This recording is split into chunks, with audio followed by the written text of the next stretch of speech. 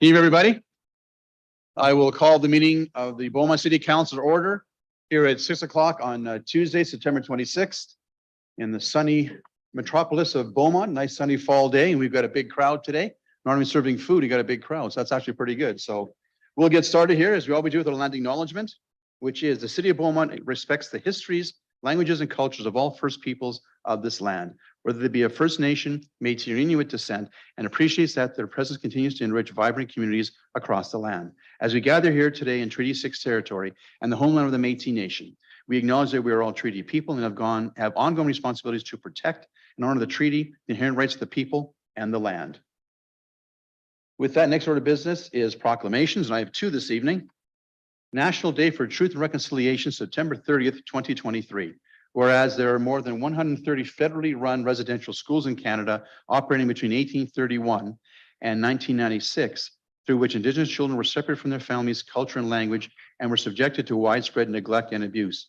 And whereas the Truth and Reconciliation Commission's report into the history and legacy of Canada's residential school system calls for a national day to honor survivors, their families and communities, and to ensure that the public commemoration of the history and legacy of residential schools remains a vital component of the reconciliation process. And whereas the federal government has recognized September 30th as a National Day for Truth and Reconciliation, also known as Orange Shirt Day. I can count how many Kleenexes I used. Is that you, Sam? No. Wasn't me. Okay, no problem. I'll continue. And whereas this day honors the children who never returned home and the survivors of residential schools, as well as their families and communities. And whereas this day is to reaffirm the survivors of residential schools, as well as their families and communities, no matter how their trauma is real. And whereas the city of Beaumont is committed to fostering awareness, understanding of Indigenous people's history, and supporting the creation of a safe and inclusive community. Now, therefore, be resolved that I, Mayor Bill Danyluk, do hereby proclaim September 30th, 2023 as National Day for Truth and Reconciliation in the city of Beaumont, Alberta, dated 26th of September, 2023. As you see, we are wearing our shirts at the first opportunity close to the day to commemorate that accordingly. Proclamation number 2, Disability Employment Awareness Month, October. Whereas more than 6 million Canadians aged 15 and over, 22% of the population identify as having a disability, its expected annual numbers are likely higher. Actual numbers, pardon me. And whereas approximately 60% of working age adults with disabilities are currently employed or out of the labor market. And whereas Winder Inclusive Community Service in Beaumont, Leduc County, Strathcona County, and Edmonton working to identify and eliminate systematic barriers to employment for persons with disabilities. And whereas the city of Beaumont is committed to developing programs and partnerships to attract, engage, and retain persons with disabilities in its workforce. Now, therefore, be it resolved that I, Mayor Bill Danyluk, do hereby proclaim October 2023 as Disability Employment Awareness Month in the city of Beaumont, Alberta, dated 26 September 2023. Thank you. Next on our agenda is the adoption of the agenda. Madam Clerk, any additions to our agenda this evening? Thank you, Mayor. Administration does have one addition to the agenda. Addition of the 2023 council meeting changes. Administration is proposing that this goes on consent agenda item this evening, as it is just a housekeeping item. Thank you. Thank you, Madam Clerk. Member of council willing to move the motion to adopt the agenda as amended. Councilor Van Newkirk. Yeah, thank you, Mayor. I would move that the September 26, 2023 council agenda be adopted with the following addition. Item 7.4, 2023 council meeting changes. Thank you. Thank you, Councillor. I'll also let you know that Councilor McCoff-Swain is joining us remotely, and I'll be looking to him visually to get his vote in a moment here. So any questions on the motion? Councillor Barnhart. Oh, pardon me. Okay, I may have the not the most recent agenda, but 7.4 is already an item. Yeah, there's now 7.5. There's 5 items under 7. So 7.4. That the motion says 7.4. Oh, pardon me. Small thing. Madam Clerk. Thank you, Mayor. With the addition of the item, it did mix up the numbers a little bit. 7.4 is the 2023 meeting changes, and item 7.5 is now the motion following notice for Councillor Munkoff-Swain. Thank you. So it got bumped to 7.4 is the add-on item. Okay. Any further questions from council on the motion? Council, would you please vote? Councilor McCoff-Swain, how do you vote? In favor? Thank you, Counselor. That carries unanimously. Thank you, Council. Next on our agenda is open forum. Madam Clerk, we have a guest for open forum this evening.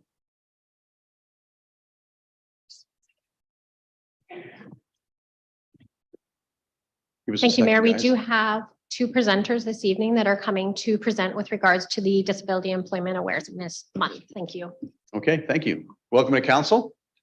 We call this open forum and we allow our guests approximately 5 minutes to have a conversation with council. So whenever you're ready, please begin. Okay, you can talk now. Hi, my name is Corey. I am honored to be speaking to you today. Team is something that is not only important to me, but a lot of my peers. The work that I do has given me so much. Most importantly, the recognition of my skills that I have shared with others. First, I would like to tell you what employment is to me. Employment is working at a job that I enjoy, and I think it is also helping others. I am very lucky to have not only one, but two jobs. I work at Winners and Cineplex, and I also volunteer as a canteen in Sherwood Park. I have many responsibilities in order to fulfill my role there. Have meaningful employment brings me joy. It gives me a sense of accomplishment and has given me independence and freedom. My coworkers and my managers not only encourage me, but also challenge me so that I can grow and improve. Working at these jobs, I feel valued and important member of the team. They never forget an employee's birthday, and that makes me feel appreciated. Having a job that you enjoy and feel proud to have having is something that everyone should be entitled to.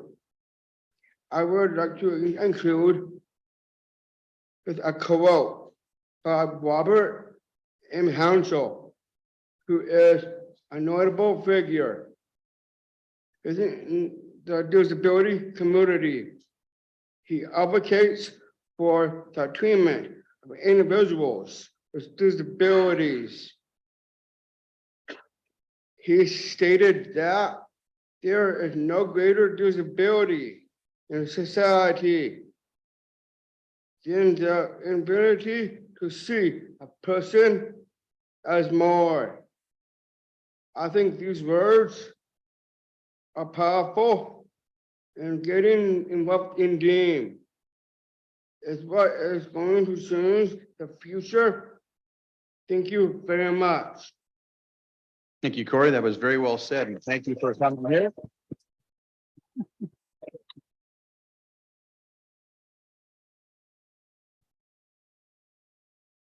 Well done. My name is Jeff Stewart. I'm the owner of Rig Hand Craft Distillery. I was asked to speak today as an employer of a disabled person. And the gentleman that we've employed for 8 years is Andre Plumon. Mhm. And people ask me, why would you even consider to employ a disabled person in your business? And I don't have anybody in my family that is autistic, but my mom and my sister worked as teachers' aides for 30 years and 15 years each. And a lot of the people they helped care for and provide attention to were autistic people. I have friends that have autistic children. And your MP for this riding has an autistic son as well, Mr. Mike Lake. So we decided that to take on as one of our social responsibilities was supporting autism, and any fundraiser that was related to it We've sponsored the Rumble Golf Tournament in Leduc since its inception. And Andre, like I said, has worked for us for 8 years. And when we were first approached, we were told that we could have somebody come in and work for us on a volunteer basis and we wouldn't have to pay him. And I didn't think that was fair at all, because he's a working man. He has been for us for 8 years. So he gets paid the same as everybody else.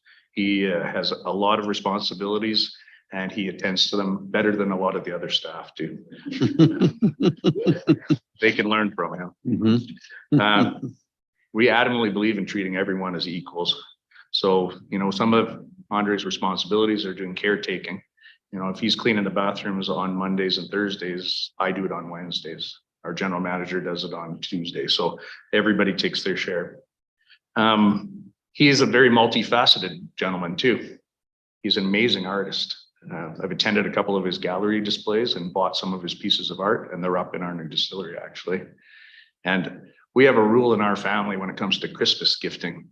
And he didn't know about this rule, but we're not allowed to buy gifts for one another, our immediate family. We have to make them. And one of my favorite gifts I've ever received was a painting that Andre made for me. So he's nice. he's like part of our family. Awesome. Thank Great. you. Thanks, Jeff. Really appreciate that.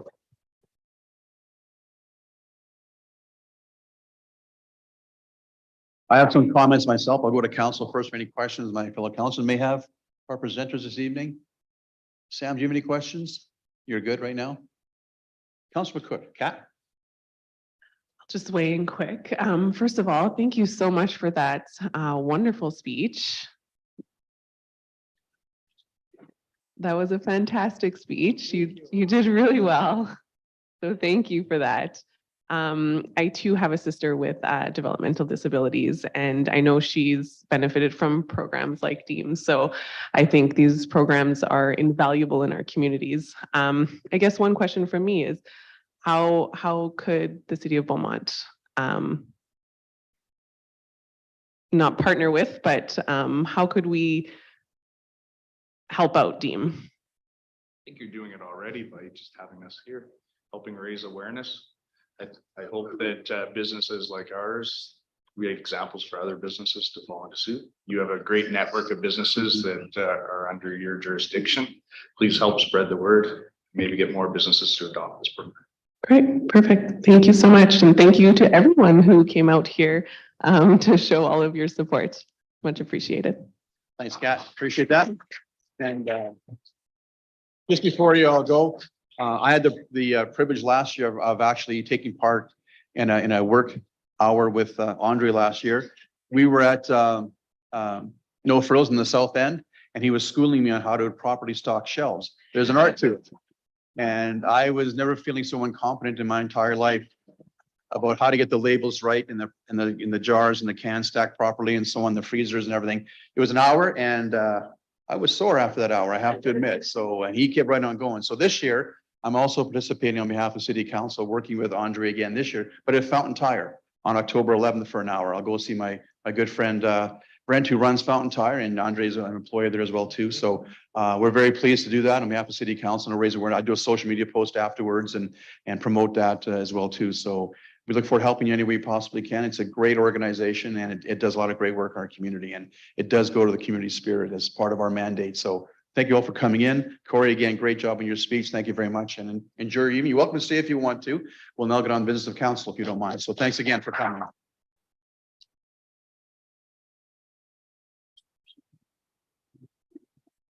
Yeah, no problem. That's okay. So I'll see you. You're very welcome. I'll see you on the October 11th. All right. Look forward to it. Thanks. Appreciate that, Jeff. Thanks for coming in.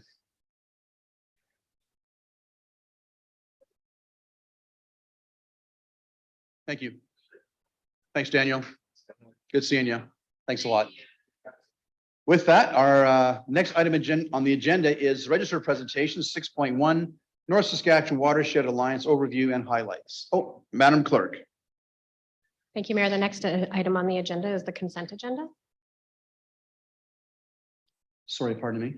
The next item on the agenda is consent agenda before we go to the register presentations. Okay, so we're going on to 7.1 then. Oh, sorry, I missed consent. Okay, I got all wound up in the presentations here, so, okay, let's go back to the agenda, shall we? Thank you, Mayor. Which is item number 4, the consent agenda. Madam Clerk, would you please put the consent agenda on the screen, please?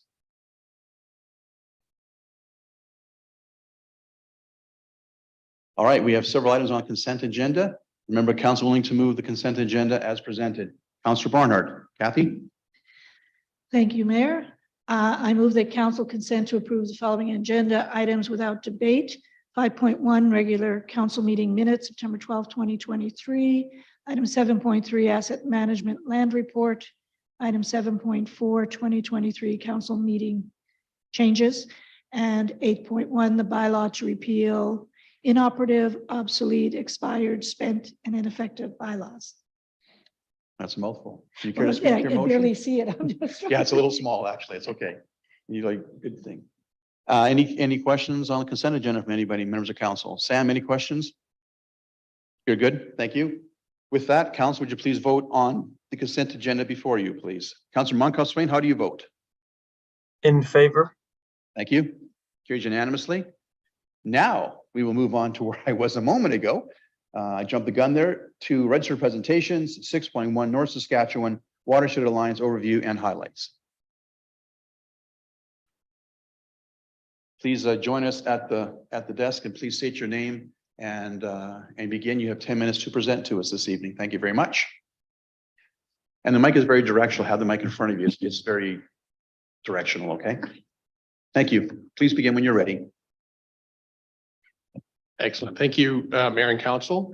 I'm Scott Miller. I'm the Executive Director for the North Saskatchewan Watershed Alliance. And this is, I'm Jillian Peterson, Watershed Planning Technician with NSWA as well. how do we advance slides? Oh, there we go.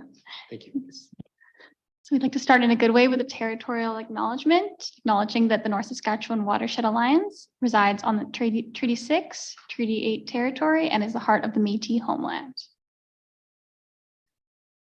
So every few years, we like to reconnect with the municipalities in our watershed. And the aim of today's presentation is to talk about who we are as an organization, some of our project highlights, and a benefit of municipalities partnering with us as a nonprofit organization. Oh, perfect. It moves. Wow. Thank you. So the North Saskatchewan Watershed Alliance is really an organization who's dedicated to improving the health of the whole watershed, so boundary to boundary. And we do this often through a collaborative or group collective approach. So we're bringing together people from all across the watershed. Most people think of us as a government organization because of our mandate, but in fact, we are a nonprofit charitable organization with a multi-sector board of directors. So our board includes municipalities like the city of Beaumont, but also industry and nonprofits like Ducks Unlimited, the provincial government, academia, the University of Alberta, etc. We're strongly supported by municipalities. In fact, a good portion of our funding is from municipal contributions.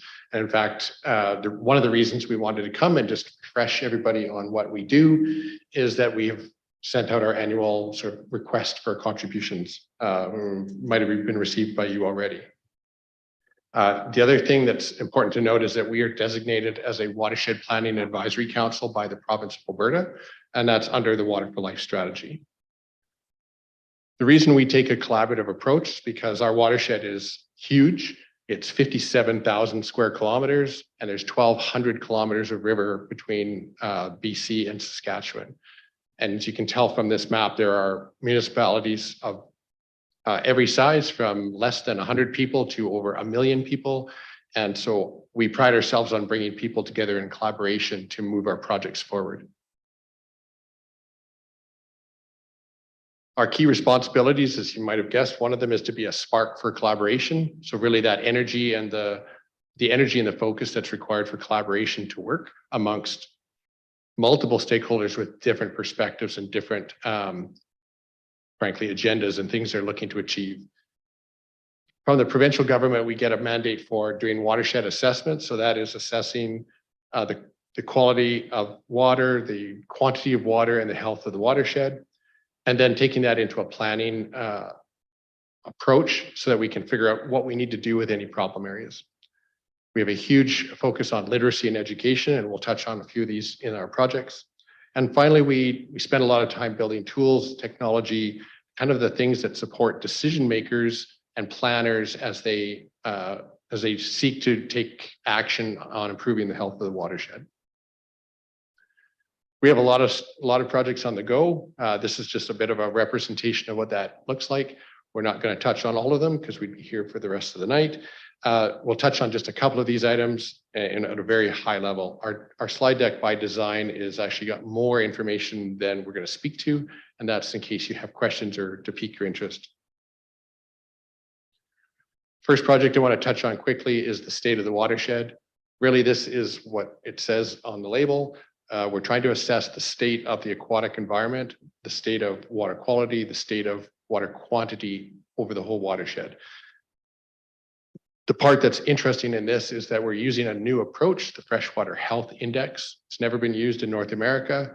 It's scientifically supported. It's been published and peer reviewed. And the reason why we're speaking to it tonight is that it is also a tool for planners and decision makers. We're driving towards numeric scores for health, and this is a bit of a representation of what it'll look like when we're complete. This is actually from another jurisdiction. We actually are assessing factors around vitality. So that's, again, water quantity, quality, et cetera. The services provided by some of our natural features, but also the governance and stakeholder engagement portion of it. There's a strong element of stakeholder involvement in this process. I'll pass it to Jill. Great. Another major initiative is engaging people across the watershed. We do this at community events and through workshops that we run. Throughout these events over the years, we've engaged with over 5,700 people. A few highlights from this summer were the Parks Canada's New Canadians event, talk to people from all over the world coming to Canada, and at the Youth Science Fair. All of these events are aimed at improving watershed literacy, awareness, and getting people to know about what we do. And we also run a newsletter every month and 4 social media accounts that bring this point home even further. So here's some photos from some of the recent events we've attended. Thanks, Jill. Another project we have on the go at the moment is a wetland strategy. So as you might imagine, wetland management is a big part of what the provincial government is aiming to accomplish through the provincial wetland policy. And some might ask, why would we be doing a wetland strategy when there is a wetland policy? In short, the provincial wetland policy sets out a regulatory approach for loss of wetlands and restoration of wetlands. And the strategy is about how we work together across this watershed to make that happen. How do we work together to set targets, to set goals, and maybe improve literacy overall? A good example of a program we're running under this strategy is actually offering training programs where we pay tuition to establish courses for municipal folks to up their sort of level of competency in wetland management, whatever it might be. And there's, I think, 4 different courses that we offer tuition payment for. The strategy is currently in draft, but it's very near to being complete, and we would expect to be possibly coming back to council at some point to let you know the details of the strategy and to pass it along for your use. And we're going to skip over a few here, and we're going to land on this one for. Another example of us engaging with municipalities is our work with aligning riparian health with municipal land use bylaws and planning. We assessed over 24 municipalities' land use bylaws, held 2 workshops, and all this work is going towards a planning guide that will be a really useful tool that municipalities can use. One key point I'll add to this is that the City of Beaumont's Environmental Master Plan is one of the few documents that actually has content around riparian management. And so it is actually included in this as kind of one of the shining stars that we're using to compare against. Last slide essentially is just to speak to what the benefits are of working with the North Saskatchewan Watershed Alliance as a municipality or as any partner actually. One of the key things, and as you're probably getting sick of me saying, is that we drive collaboration. We've been quite successful in bringing partners together on sort of management of the watershed in general, but also on contentious issues such as wetland management. That's not a simple environmental service that you need to pay attention to, but it's hard to manage that a little bit. And so we tend to bring people together and help them work through some of their differences to land on something concrete. Through that approach, though, we're also able to leverage that kind of support for grants and able to secure grants, sometimes in excess of $1 million for certain projects. And that's leveraging the partnership out of collaboration. With more than 100 different projects under our belts, we've sort of developed a pretty good system for managing the projects and making sure we achieve what we're aiming for. And finally, as Jill already mentioned, the education and outreach that comes along with all of the projects and all the technical work is a big part of what we do. Last slide is, if you're not already, please stay connected with us, and we'd be happy to answer any questions you might have.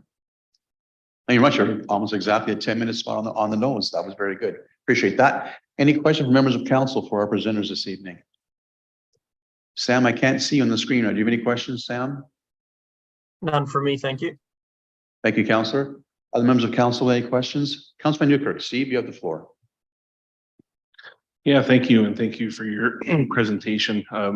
I've been quite aware of the Alliance as I sit on the Alberta Cap Region Wastewater Commission, and Wade's on your board. And yeah, so we keep fairly apprised there of some of the goings on, but you know, the example projects and stuff is all new information. But one of the things you didn't put in front of us tonight is the barrier or amount it takes to become a partner. So, you know, for Beaumont to have its name as a partner on the website and to participate and be a part of the Watershed Alliance, what does that look like in a monetary form? Is there allocations of staff time from the city to participate in things? What are the types of things that are included in that partnership offering? Excellent. That's an excellent question. Thank you very much. When we ask municipalities for contributions, we do it on a per capita basis so that it's sort of balanced across the watershed. We have for more than 17 years asked for 50 cents per person per kilometer. Although this year we're contemplating raising that to 60 cents per person. For the city of Beaumont, that's right in that $13,000 range. In terms of participating in either the North Saskatchewan Watershed Alliance or any of our sub-watershed alliances, we have one that County of Leduc and Beaumont and already sort of are aware of, which is our Headwaters Alliance. These are just sort of more localized intermunicipal partnerships. That's one way. You can always put forward people for our board of directors. We have 4 board seats for municipal representatives. They come up sort of on a cycle up for a 3-year term. And I think we have 2 coming up for our AGM this coming year. So there's 2 openings coming up. Between that, it's all about administration, participating in technical groups on issues that they think are important. And those are open regardless of contribution or not. They're open to anybody. Well, municipalities. Yeah, no, that's great. Yeah, it's important to highlight this isn't just isn't just an ask for dollars, right? It's becoming a partner, being part of things and stuff. And in Beaumont, we don't have the river next door, but it is next door. You know, our drinking water comes from there, and our treated wastewater goes back into the river. So a healthy river benefits us all. So yeah, appreciate your presentation tonight. Thank you. Thank you. Thank you, Councillor. Seeing no further questions, I'm pleased to accept your presentation as information and thank you for coming. I look forward to seeing you again. Excellent. Thank you very much.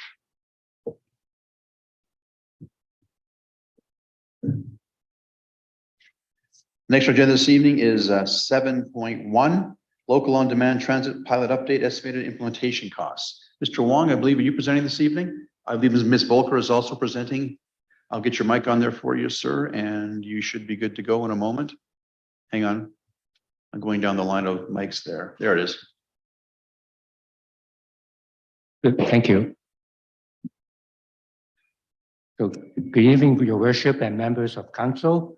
I'm here to present the council report, local on-demand transit pilot estimated implementation costs to council. And together with me, they are Corey Walker, she's online, and Ryan Ovolsky, he's the manager of operations. So we are working together to put this council report together. So to give you a little bit of the recap a little bit.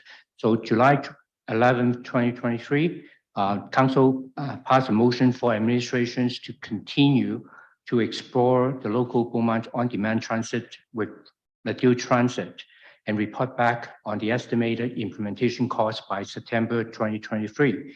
And this report outlines that estimated cost for operating an on-demand transit system in Beaumont. Also included in the report is the estimated annual cost to expand the commuter service in the Beaumont and in the Ladue Beaumont sub-region. Excuse me. The report outlined the estimated transit total cost for 2024.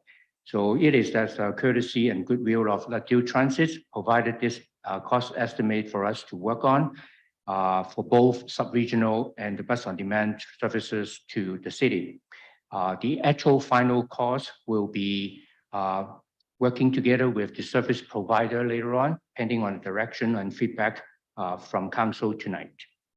So on page 34 of the council package, so there is a table there to delineate the cost for the sub-regional, for the on-demand and the combined service of sub-regional and on-demand service.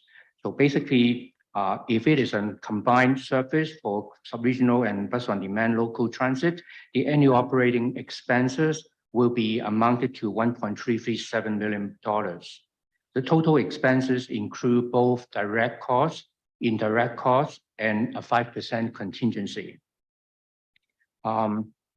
The total direct cost is based on an hourly operating rate of a service running 252 days per year during peak and off-peak hours. The cost of fuel, cleaning, maintenance, on-demand transit technology, and a call center for phone bookings have been factored into the total direct cost. The indirect cost includes wages and benefits of the Ladue Transit staff to manage transit service operations for us.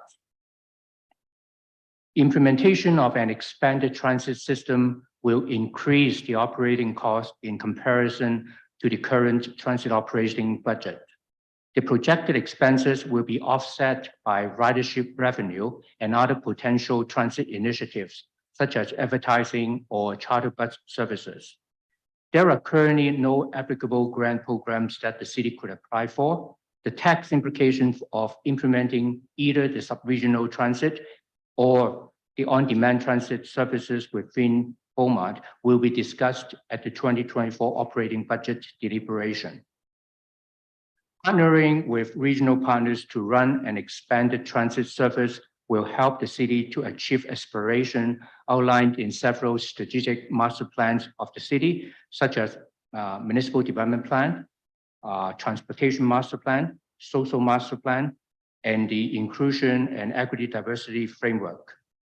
Providing a convenient and reliable local and regional transit service is an opportunity to work towards an inclusive, equitable, and complete communities where Beaumont residents have increased mobility regardless of stage of life, ability, or income level.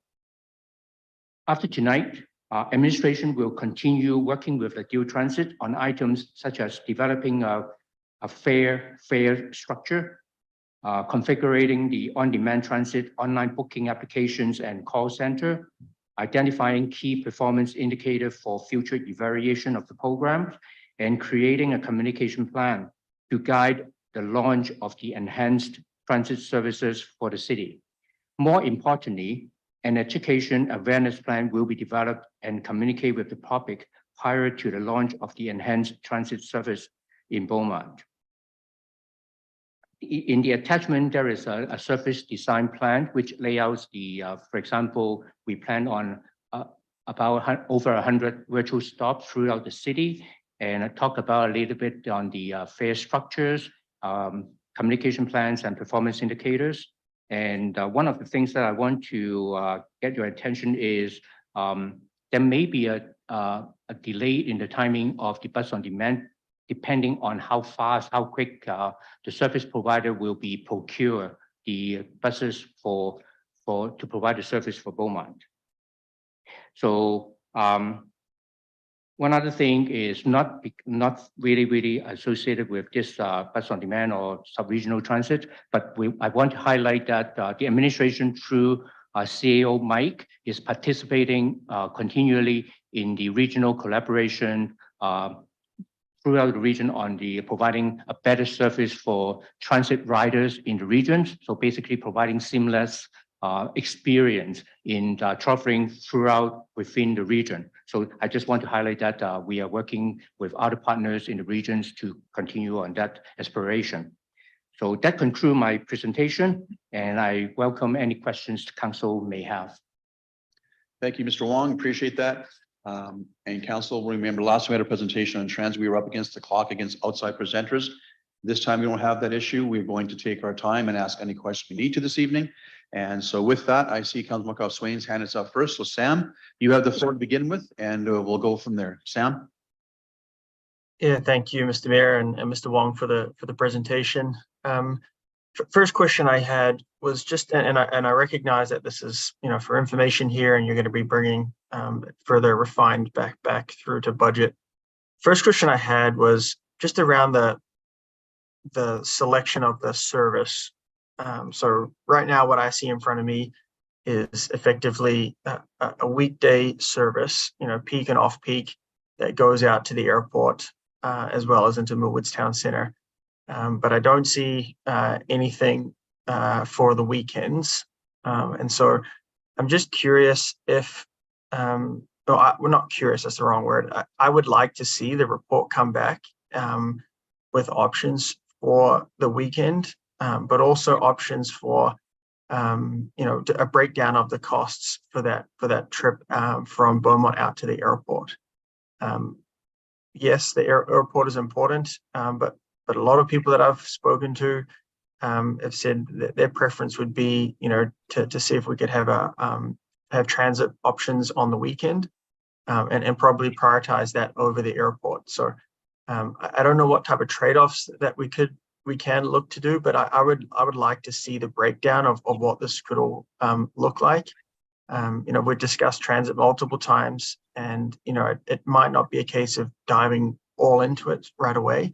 And so I'd like to have an ability to be able to see this broken out. What would the cost be for weekday off peak and peak into Millwoods, as well as weekend off peak, and then what you've got in front of us. So is that possible to get some additional information for that next report that comes to us? Sure, but the next report will probably attach with the budget deliberation, because if we are trying to have this service run by January 1, it will be part of the 2024 budget submission, right? And that will be a part of that discussion. I can work with the Q Transit to provide that information.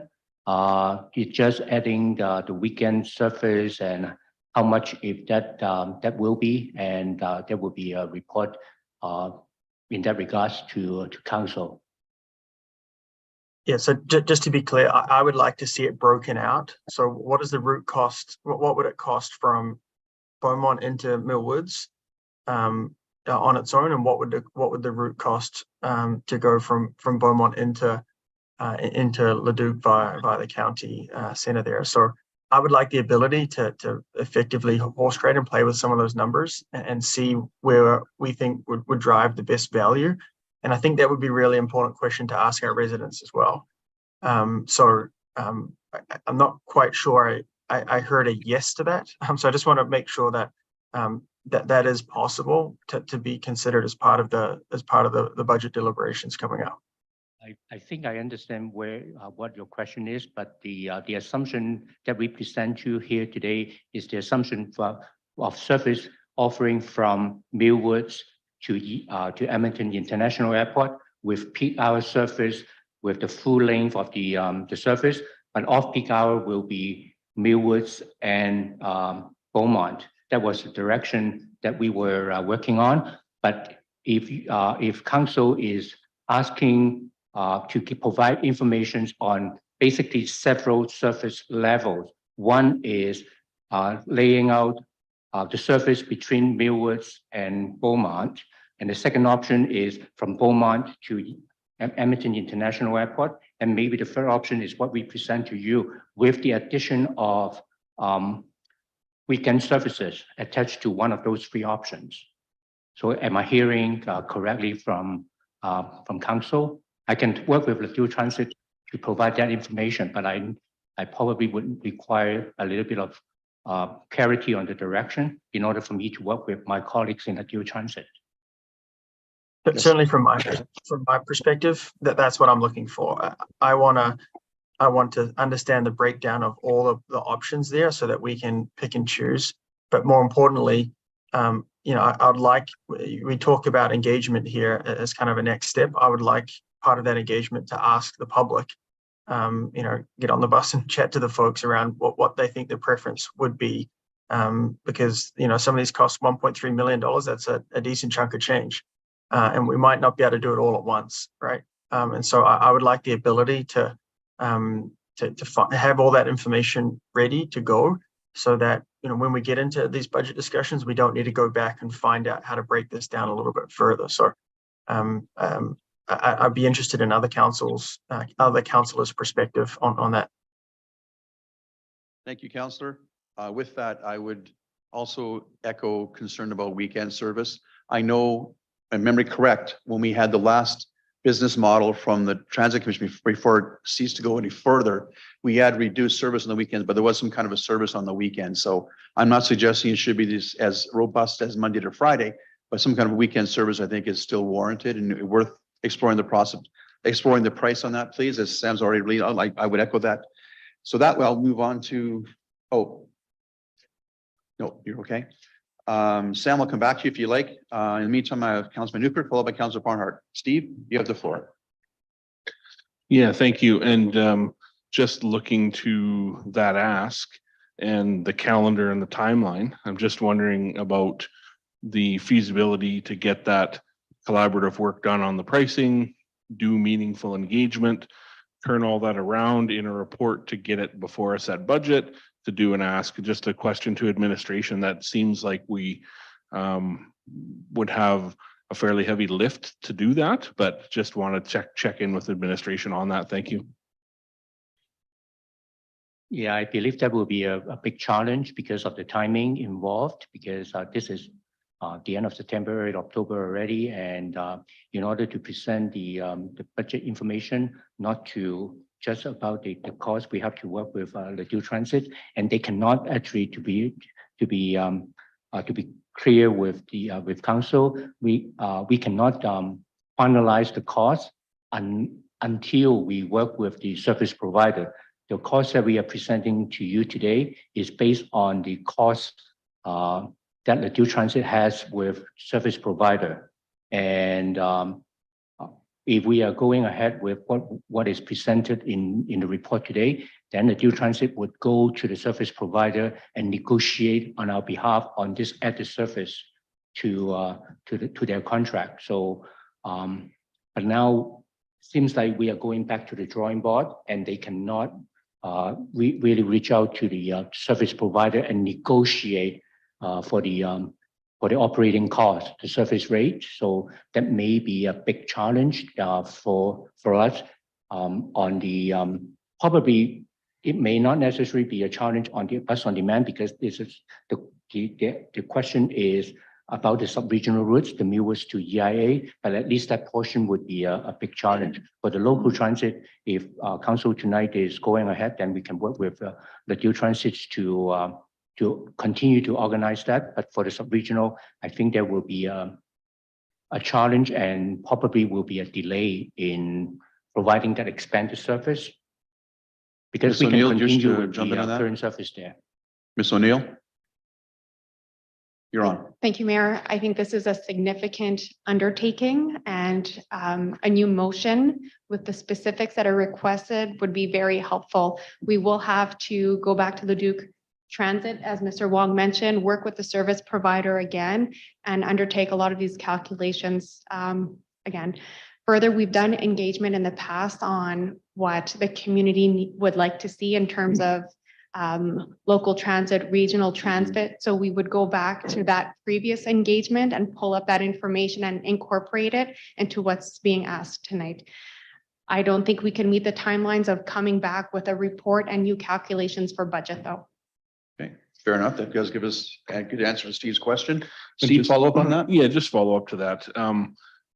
In that response, are you contemplating both sub-regional and on-demand? Or are we at a point where we separate that into two topics and we might be able to talk about one but not the other at budget? I just, maybe that's a question for Councillor Monkoff-Swain as well, just based on the things he was thinking there. Do we have an ability to talk about on-demand transit maybe at budget while we gather some more information or tighten up some of the routing choices or selections? Thank you, Councillor. Councillor Barnhart, Sam's got a follow-up question on this topic. Is your question a different topic or the same one? Same topic? Okay. Okay, I'll go to Councillor Barnhart and then I'll go back to Sam in a moment for on the same topic. Kathy? Thank you very much, Mayor. And yes, my head was where you were going, Councillor Van Newkirk. Because what I'm seeing here in the report, Mr. Wong, is that this is what's come back from the conversations you've had, the negotiations you've had. This is what could be costed out and provided. And basically this is what we have ready to go if we were going to go January 1 without any further consultation. So pretty much that's what we're receiving here. But I'm still sitting here with lots of questions about, in particular, the on-demand transit. I can't quite get my head around it because the cost is more than the sub-regional, and it's got me kind of wondering about that. Not that I don't see the need for it, but I'm not sure we're ready for it yet. So that requires more, but I don't want to hold us back and hold our residents back that have been looking for this sub-regional transit. So like Councillor Van Newkirk, I'd like to see if we could not subtract, but separate the two items and give direction to bring back the one at budget time and maybe information on the on-demand, but still go ahead with the January 1 implementation of the sub-regional. Is that even a possibility, Mr. Wong? On this regional, if it is what we presented to the council tonight, I think it is definitely feasible because we are using the current resources that we have, the buses that we have. So we just ask the dual transit with the service provider to operate the new route for us. So it's just a continuation and expansion of service because currently we are just running Millwoods to Beaumont on peak hour service, but we are expanding it to peak hour to EIA from Millwoods and also off peak between Millwoods and Beaumont. So I think that is entirely feasible. But for the bus on demand, as I mentioned, it will depend on how long the service provider will be able to procure the buses to provide the service. I sure others have other comments and questions, but that's just where my head is at right now. Thank you, Council. I'll go back to Councilor Monkoff-Swain for a follow-up on this topic vein. Sam? Yeah, thanks. Respectfully, I'd challenge why this is the comment was mentioned back to the drawing board. I've struggled to see how this is back to the drawing board. All we're doing right now is using hours and calculate that into a budget. So what is the hourly cost, right? Just like you've done for the weekday service. So just add that to an off-peak service for the weekends. I don't understand how we can't meet a deadline on that. That shouldn't take that long. So yeah, I struggle with that concept. And to be clear, I'm looking at the regional transit system. The on-demand is it is a separate discussion. So that from a regional transit perspective, the route into Millwoods, you know, we should be able to get the numbers pretty quickly around. Just do the same calculation that you've done for the off-peak hours in during the week. So could you maybe explain why trying to track down that information is going to cause the significant delay? Mr. Wong, if you're able. Because like it requires some scheduling to be done. It is not just like adding or removing part of the service hours, because, for example, when there is a peak transitioning to an off-peak, there may be some operational things that the due transit taking care of, but I don't know what is actually behind the scene. And also from one bus into operating the two, there may be other things that we'll be considering. But I just want to go back to But before you move off that, this is all we're asking is provide some background on some off-peak times, what that would look like, and the budget associated with that. There's no transition between off-peak. Even your report here says that scheduling, you haven't done detailed scheduling yet. So I can't see how this can't be brought together in a couple of months. We can work with the due transit and ask them the questions tomorrow, and we'll see what their response is. But at this point, because this is really scheduling planning, and I think I will depend on the due transit's expertise to help us out. For sure, I understand that. Sam, hang on a second. Miss O'Neill wants to jump in on that comment, if you don't mind, please. Miss O'Neill. Just another comment for Councillor Monkoff-Swain. If this was our regional transit, we'd have a lot more control and be able to provide that analysis quicker. This is going through Leduc Transit. So we have to work with Leduc County, Leduc, make sure the scheduling works with them, any efficiencies they have, you know, operational downtime. We don't know what they do on the weekends, right? So there's a lot more work that's involved versus if it was our own transit and we'd have these numbers right here and ready to go. We have to work with Leduc Transit and on their timelines. Mm-hmm. Yeah, Sam. no, I Sam. recognize that. The question I think is a simple one where we're just saying, what would the cost be for weekends, and see if they can break out, like, maybe let me ask a different question here, if you can, if you're okay with that, Mr. Mayor. Yes. I'm curious on how we landed on this, where we landed on no weekend service, but we landed on the route out to the airport. Was that a direction of council?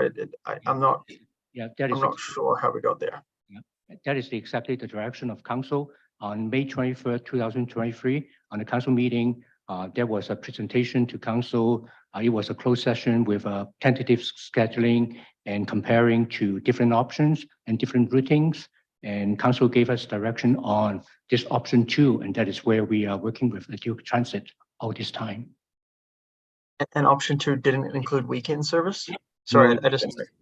No, it's not. I'm Cool. looking at that council report right now. Yeah, so it's a peak hour to EIA and off-peak midday service to Millwoods and Beaumont. And total weekly hour service at that time was assuming to be 126 hours per week, and a total cost to be around 555 service operating costs, not including indirect costs. So what I'm hearing you say is, in May, council directed you to look at an option going out to the airport and not to include any weekend service as part of the regional transit route. Yeah, that's right. Yeah, that's correct. But if council wants us to go to the due transit to cost out the weekend, we can definitely send the questions to the due transit and get the costing information. Yeah, so apologies for, I don't recall that. I believe you, obviously you've got it in front of you. Yeah, I'm just looking for a breakdown, and if you need me to put it in writing, because I'm not being clear here, let me know. But I'm looking for a breakdown of what does it cost? What will this cost us from Edmonton to Millwoods, right? Just leave that. That's kind of one. Then Edmonton, Millwoods, and Airport, kind of two. That's the option you got in front of us. And Edmonton, Beaumont into Edmonton on the weekends. Thank you, Councillor. Thank you, Mr. Wong. I'm going to go to Councilman Newkirk, and then I got a question myself. So Steve, is it on the same vein or is it something new? Same vein? Okay, let's stick with it for right now. Go ahead, Steve. Yeah, I'm just trying to work through in my head what I'm hearing in the ask versus what's most possible in the shorter term. And I think there's a disconnect between the math exercise and cost versus the math and exercise and cost that also has to be able to be possible in reality. So while cross multiplying and dividing is easy to figure out hours, cost, and theoretically what the bill could be, conversely at the same time, it's only reasonable to examine whether it's also possible. And I think that what I'm hearing in the room here, just trying to think through this is, the cost is one thing, but we don't want to have a cost in front of us that we say yes to that also isn't possible. And so the possible is what's taking the time. The cost is the math and hours, which doesn't take any time. You can make some assumptions and throw some darts and get to there. So I'm just sharing with the room my head as I try to work my way through this. And then can I shift gears, or is there someone else that on this topic? Let me have a quick comment first, and Sure. I'll go to Yeah. administration for maybe procedural advice, then we'll come back to it, Steve. I guess I have to also apologize in my mind because I don't recall us not saying no weekends back in May. I'm sure Mr. Wong is totally correct. In my mind, we're looking at weekend service at a reduced level.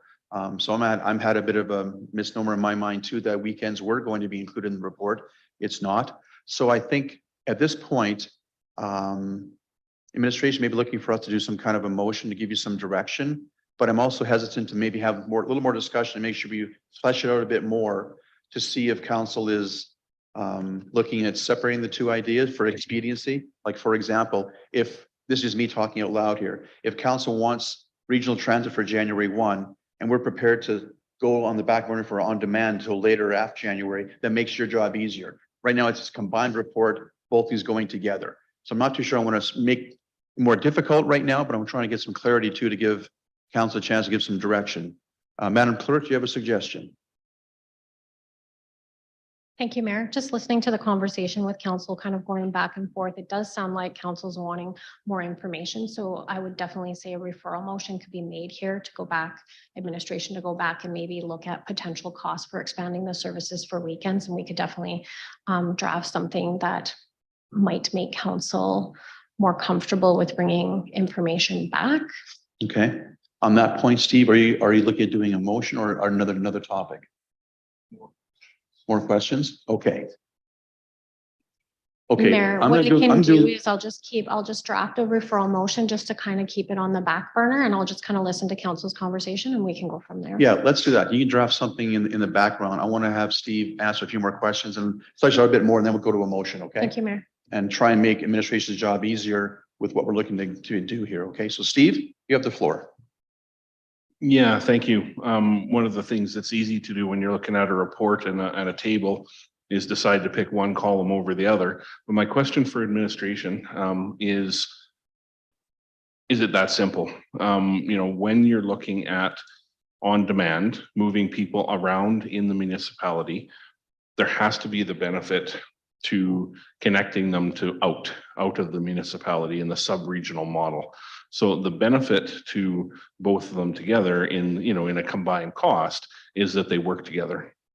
If you have the on-demand just moving people around the municipality while we, got information together and, regrouped on the sub-regional piece, may or may not hit budget.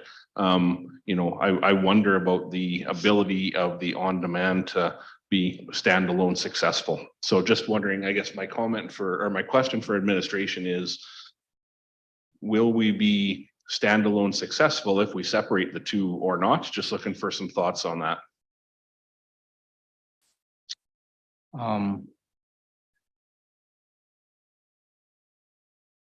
I think I would answer it this way. For the commuter route, currently we do have a commuter route between City of Beaumont and Millwoods Town Center. So we do have that bus route already. We are just expanding the service to out west to Edmonton International Airport during peak hours. And we don't currently have bus on demand transit operating within the city. So, if you remember when we brought the local transit feasibility study to council in July, we are presenting it as a complementary system to each other. So for the local on demand, hopefully that will provide motivation and incentive for the residents to take advantage of the bus on demand to take them to Pinnacles, for example, either to out north to Millwoods or out west to EIA. And also that will entice the people when they are getting on the bus on demand, will be able to utilize the public transit within the city during the day. That will help residents to get around, not only to shop, for personal businesses, for some user groups that may have some mobility issues, they would be able to have a transportation means to move around the city. So we, at the time in July, we are seeing this as a complementary systems to each other. But of course, the reason why we designed the table this way is there are exactly two elements in it. So it's the sub-regional and the bus on demand. And if we combine the two systems together, then there is the total cost. But I want to probably point out one of the thing is, if you see the indirect cost, if you just choose sub-regional and not the bus on demand, the indirect cost will be the same. So there are some synergies. If you are, it's not much saving, but there is a synergies there, you know. So whether you are picking one of them or both of them, the indirect cost would be the same. So. Councillor, continue. Yeah, and that's kind of where I was going to go next, was the attachment 1, where it shows us the operational hours, and there's the sub-regional, the on-demand, and then current. And you can see between the on-demand and the current that there's some overlap. So on-demand, you could get, you know, it starts at 5:30 a.m. and then the bus starts leaving Beaumont at 6. So you could get on demand somewhere in Beaumont, get over to catch the bus for 6 to head out. You know, and that would be the same with 2 buses until the last bus leaving at 8:20. So there is that synergy on the front end to leave town. It isn't quite as nice right now on the clock on the way out, as on demand would be 4:30. You know, instead of, you know, maybe half hour before at 3:30 or something. But there is synergies in what we have right now, like to get out of Beaumont and the on demand. But I'm just not sure how one operates without the other, right? Like, yes, we have our current limited service, and I mean one without the other is one without expanded sub-regional. I'm just kind of thinking through that in my mind right now, and whether or not there's actually value in separating these, or if we truly need more information, we just get the information and it takes the time it takes, and we deal with the timeline and the budget ask in this budget or next, or an amendment or such. So these are just a few of the things that I'm thinking right now. Thank you. Thank you, Councillor. Appreciate that. I see Councillor Warner has her hand up for a question. I've got a suggestion I'll make when Councillor Warner asks her question. Kathy, you have the floor. Thank you, Mayor. I just want to make sure I've got it straight, because I think it's getting clearer in my head. The on-demand is in your mind, Mr. Wong, necessary for the success of the regional, the sub-regional, because they're tied together. In other words, the ridership would probably be enhanced by having people being able to access that bus to get into the city or to get to the airport. Yeah, at least that is the assumption, you know, that we are making, and there may be we don't know until we operate it. And, but that is the assumption that people will pop on the bus on demand to get to the sub-regional transit routes to tap into City of Edmonton or to EIA. And just further to that, you said we don't know. So there's a sense that this is a pilot, that part of this project would. Yeah. So that leads me to the question around the, this is a service provider. They've told us this is the cost to provide this level of service on a contract basis. That is the best cost that Ladue Transit can offer. Ladue Transit has not talked. They talked to PW. I shouldn't say that. The service provider on our aspiration, our services expansion, but there is not yet the contract negotiation yet. Yeah. So this is your best yeah, guess at yeah. this point. This is an estimate. Would you have that by budget time? Would you have more Yeah, that is. concrete evidence of what Yeah, the that price is is what actually we gonna are be? hoping to get some direction from City Council tonight so that the Q Transit will be able to work with the service provider to finalize the number for infrastructure to put in the budget item for debate. Oh, and my last question is, what's presented here to us doesn't really appear with options. It's like this is what the service is being costed out to be. Mhm. Yeah, And I it think is- yeah, that's it- what I think council is kind of like struggling a little bit, or at least I am. Because it's like, this is what it would cost. If you want us to give you more options, we're going to need more time. And I think that's the frustrating part, because we originally were going for September 1 and then we pushed it to January 1, and people are telling me they want it yesterday. Mhm. So that's where my head is at. And Yep. I Yep. see Miss O'Neill might want to say something to Mhm. Thank you, Councillor. Ms. O'Neill, you should wade in. Thank you, Mayor. Councilor Barnhart, we provided the options at the May council meeting. There was option 1, option 2 with different scenarios, weekday service, weekend service, and different other options, as well as preliminary pricing. We went into closed session, council made a motion, and we proceeded to, council proceeded to vote for option 2. Mr. Wong has gone back and prepared the report based on option 2. Thanks. Thank you. So, Madam Clerk, I'd like to declare a 5-minute recess to converse with administration. I'm mulling over the idea of maybe going to closed session to review the May report and give us a chance to maybe clear some minds, including perhaps my own, on the contents of that report, which got us to tonight, and give us a chance to kind of help administration with what we're looking for. So if there are no objections, I'm going to declare a 5-minute recess to consult with administration regarding that topic. So we are recessed for 5 minutes, please. For a brief recess to consult with administration regarding how best to proceed to move our discussion along this evening. My suggestion was to consider going to closed session to review the report from May and to clarifying on the weekend. We just reviewed the report that is now essentially public. So nothing in that report is now considered closed.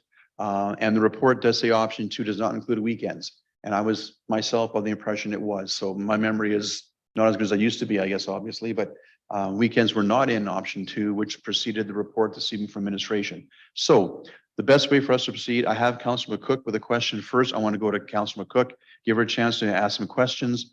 And then we're going to look for a motion from council to give administration some direction. And we can debate that motion when we have the opportunity to have the motion on the floor. So having said that, Councillor McCook, Kat, you have the floor. Thank you, Mayor. I guess since there is quite a bit kind of up in the air here, mine is more just a comment. I think this is a significant amount of money for us, and however we move forward, I think we need to ensure that we're doing it in the best interests of everyone in our community.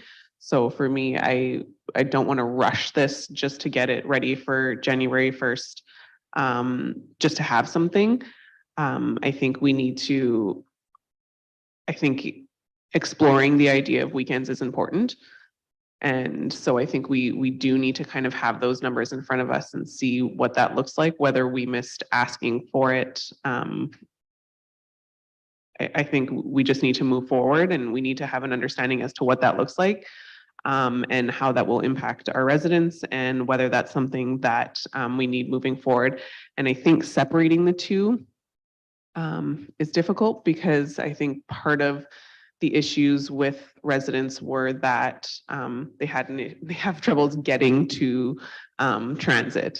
And so we want to ensure that we have the options for our residents to be able to actually take the most advantage of the transit we're going to be offering them. So if that means looking at the on-demand in addition to, I think we almost have to explore those ideas together. So it's just my two bits right now, but I will await your motion to see what else we have. Also, sorry, I think in addition to that, it's communication. Like, when are we going to communicate this to people? And I think if we try and turn this around too quickly and we don't have enough time to communicate it to people, they won't take advantage of it and they won't know it's available. And then we're going to look back and say, well, nobody used it. So I think we really also need to make sure that when we make a decision on this, that we give ourselves enough time to be able to communicate it out to the public well in advance to it actually coming into play. So.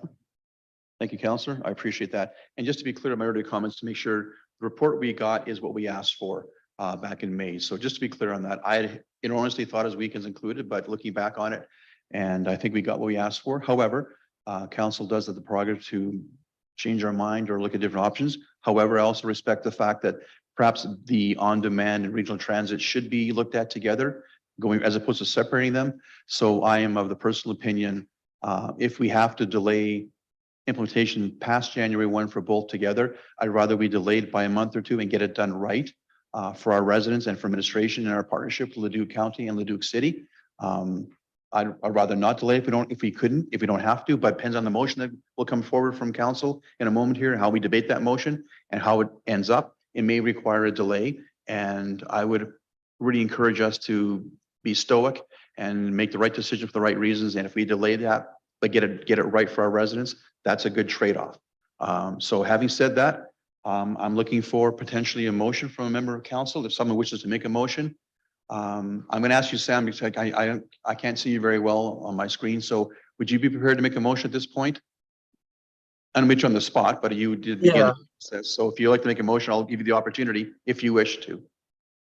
Maybe, and just procedurally, like I can type something up in the background, and instead of me trying to craft it here, I can work with Shalane in the background. Can we move on and then do a motion later on, or does it have to be addressed here? Well, I think we should probably do it now. Why don't we take another short recess? We're almost at 7:30 break anyhow. Take a short recess, allow Madam Clerk to work with you, Sam, if you like, on a drafting of a motion, and we can go forward. Madam Clerk, do you have a suggestion on that? Thank you, Mayor. I've been listening to the conversation this evening, and I do actually have a referral motion ready to go, depending on if Councillor Moncalves-Swain is comfortable with it. It sounds like council is wanting to move together with the on-demand as well as the sub-regional. We would not require a motion for the on-demand. We'll just continue doing work on that. And then the referral motion would just be adding that regional piece into it and just bringing back information to council. So if Councillor Moncalves-Swain is comfortable with me popping the motion up and just having a look at it and see if he's comfortable making the motion.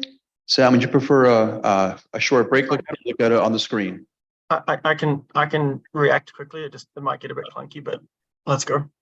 Okay, Madam Clerk, would you please put the motion on the screen, and Councillor Moncalves-Swain will review it. He'll be the one making the motion. When it's the word the way he wants it to, then we'll debate it accordingly.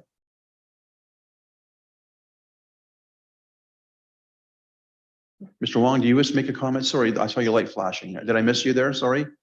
Nope. No? Okay, thanks. No problem. Can you see it okay, Sam? Yeah, I got it. Okay. So let me just speak to kind of the concept that I'm looking for here, and we can weave it in here. Effectively, I'm looking for like a table showing 3 costs. Right. So first one is Beaumont to Mill Woods.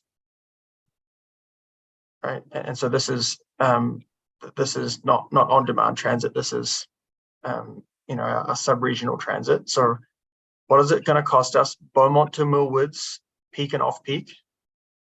during the weekday, right? Option, and then the second part is Beaumont to the airport, peak and off-peak during the day. And then the third table would be Beaumont to Millwoods, off-peak only on the weekends. And what I'm trying to achieve here is, if we're going to see those costs come back in front of us, and it might just be option one, it might be option 1 and 2, it might be option 1 and 3 and not 2 type thing. But we need to have that breakdown. If you're only providing me additional costs for the weekend, then I'm not going to be able to horse trade and see what the costs are, and potentially take out the airport route in that first year type thing. So I need to see all 3 of those. Okay, let's do this then. I appreciate your comments, Sam. I know Madam Clerk is working diligently on a motion. I'm going to declare a 5-minute recess to allow you and Madam Clerk to come to a consensus on the wording of the motion, and we'll have the motion worded the way you're anticipating. Council will then debate it. We're almost at a 5-minute break anyhow, so we'll break for 10 minutes, and we'll come back with the motion to be made for. All right, we are live. Welcome back. We are now back in session after a short break to converse and make sure we have our ducks in a row for motion coming up. So with that, I will open up the floor to Councilor Monkoff-Swain to make the motion. We can start debating that motion and moving forward this evening. So Councilor Monkoff-Swain, you have the floor, sir. Yeah, thanks. I'll move that administration provide a report on sub-regional transit that includes costing for the following items: cost for Beaumont to Millwoods, peak and off-peak weekday; cost for Beaumont to the airport, peak and off-peak weekday; and cost for Beaumont to Millwoods on weekends and off-peak only. And that the report comes back by the end of November 2023. Thank you, Councillor. You wish to speak to your motion, please? Any further? You wish to? Yeah, just very briefly. I mean, we talked about this before. In my view, the natural progression that we've needed to take for transit is, we've had the off-peak transit system, which was building up until COVID hit. The next natural progression was to provide additional times during the day so that people didn't have to rush to catch the last bus at 7:30 in the morning. So, off-peak weekday was a priority for me into Millwoods. The second one for me, the priority was on weekends, and the amount of folks who just say they want to go into the mall or they want to go downtown and attach up or go watch a hockey game on weekends, and to be able to use that service. And then for me, the third one was the airport. There's a lot of folks who are working and going to be working out there in that particular area. But I do think that comes third in this process. So that's why I want to see the breakdown. I did have a question though, Mr. Mayor, around this. So up to you whether you want to call the vote on this, or now that the motion's on, can I ask a follow-up question? Actually, I'll entertain questions first. I'm not going to question myself. I didn't get a chance to ask earlier. So please proceed with your question, please, and I'll question myself. Go ahead. Yeah, so the question is for the route out to the airport. Leduc County, City of Leduc, potentially, there is a lot of value in us providing that route, right? Like we're stopping at the county center, we're potentially picking up people in different parts of the county. So what part of those numbers, is there a cost share allocation that's being considered? Or is this, is Leduc Transit expecting us to pay 100% of the cost? Mr. Wong. For that portion, yes, there will be some cost sharing. I don't know whether that will be cost sharing or revenue sharing, because we are working with the Leduc Transit to work on that as we speak. We are still working on that. That is part of the fare structures and everything that is following up in the next steps. Yeah, we will continue to work with them. Yeah. Yeah, so just to be clear, and I figured that would be part of the report coming back. I would just like to know what percentage of that route is Beaumont paying for, given the value that we're providing, and also I would recognize that Leduc may or may not be interested if Beaumont doesn't provide that service out to the airport, and we're only looking into Millwoods on weekdays and weekends. Is Leduc Transit still interested in it, given the lack of potential value, because we're not going through their territory? So I'll leave it there, that the motion's there and hope people will support it. Thank you. Thank you, Counselor. I do have a question myself. I was going to ask before we sort of went down this direction, and I'm glad we did. We're going to get things done right, and I'm fine with that. My question is, Mr. Wong, for the report, on page 3, it does talk about existing current revenue. I think the proposal that we're looking at here for regional transit is a marked, huge improvement in service. I think it's reasonable to expect an increase in ridership revenue.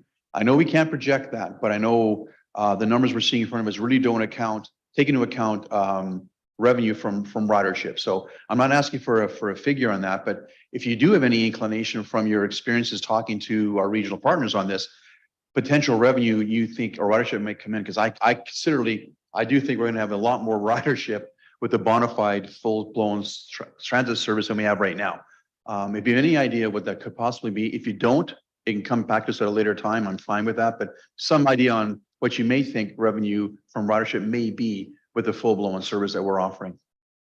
I cannot give you a definitive number, but I can say it definitely will be higher. And the numbers that is presented on page 2 of the report is total expenses. And that is before any revenues or cost sharing. So, and that is why we are saying that there will be offset by revenues that are coming in. But for sure, we are anticipating there will be a, if I can use that word, surge in ridership. And of course, that will bring us more revenue. Yeah.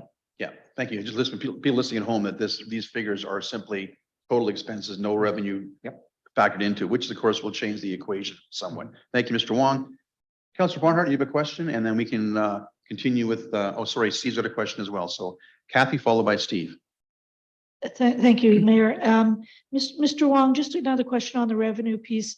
And I know it's not decided yet, but I was just wondering whether the fares would be done on the basis of zones, or would it be a flat rate? Like, is there any discussion yet on how would it cost a different price to go to the airport than it costs to go to Edmonton? How would that actually work?